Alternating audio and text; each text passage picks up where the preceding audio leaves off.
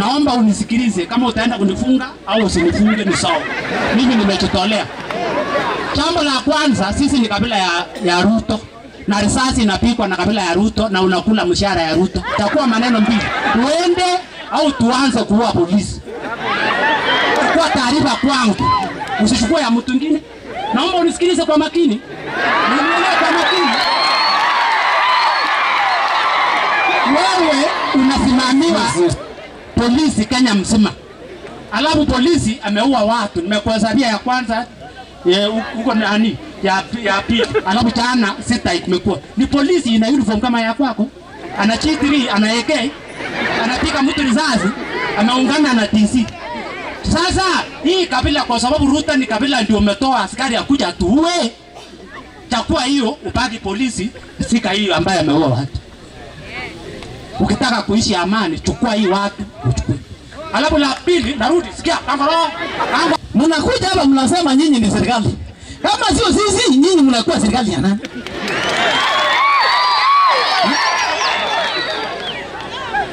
Ujiulize kwa hapo kwa hiyo kiti yako.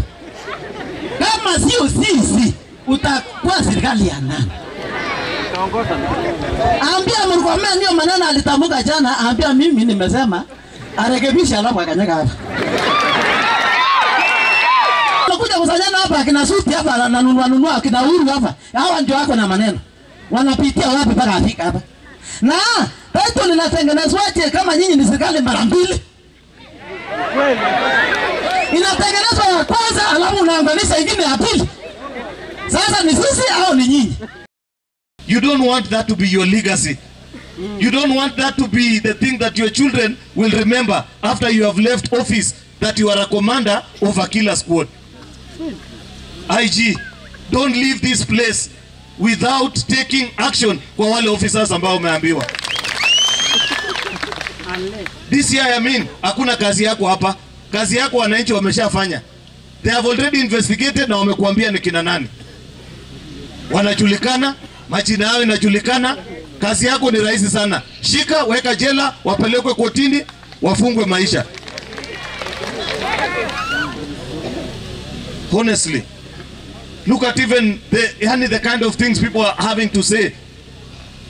I'm sure even you are at pains to know that you are the man charged with providing security in our country, but now you are, because of these errant officers, wanakuchafulia jina, wanachafulia serikali jina, wanaharibu nchi yetu. As we sit here today, people are not happy. IG, it is my hope that when you arise to speak, utatueleza vile ni police station gani watu wanaenda kulala wakigojea kuelekea mahakamani, wafungwe na mambo yao ikwishe. Huyu county commissioner, unajua mimi nilikuwa nasikia watu wanasema ni ACC ama inaitwa nini, hata sijui. Sisi waje tu mulisema jina naitwa nini, Jubat.